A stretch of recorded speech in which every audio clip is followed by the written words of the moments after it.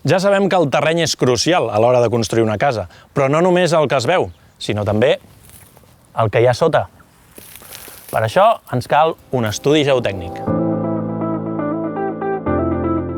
L'estudi geotècnic analitza la qualitat del terreny on farem la nostra casa, concretament la qualitat del sòl.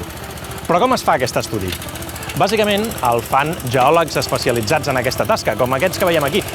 Un està perforant el terreny i l'altre n'està analitzant la duresa, tot plegat en diverses zones representatives d'aquest terreny per extreure'n mostres. El resultat són aquests cilindres de terra que ens permeten analitzar la qualitat del sòl en diversos punts del terreny.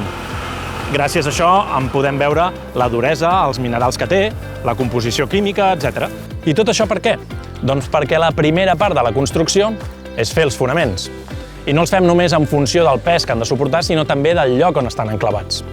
No volem ni quedar-nos curts i després tenir problemes amb la construcció, ni tampoc sobredimensionar-los, innecessàriament amb el sobrecost que això suposa. En aquest cas, per exemple, l'estudi geotècnic va determinar que una fonamentació tradicional era suficient. I parlant de costos, heu de saber que no cal espantar-se amb això de l'estudi geotècnic. Avui dia un estudi d'aquestes característiques sol costar menys de 1.000 euros, de manera que no val la pena córrer el risc de descobrir un mal terreny a mitja construcció. No seria la primera vegada que un geotècnic ens mostra un estrat de sòl ple de runa, per exemple.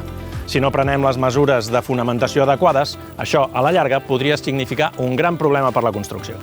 I recordeu que si la vostra opció és una casa de fusta, molt més lleugera que una de totxo, en alguns casos la fonamentació pot ser molt més econòmica.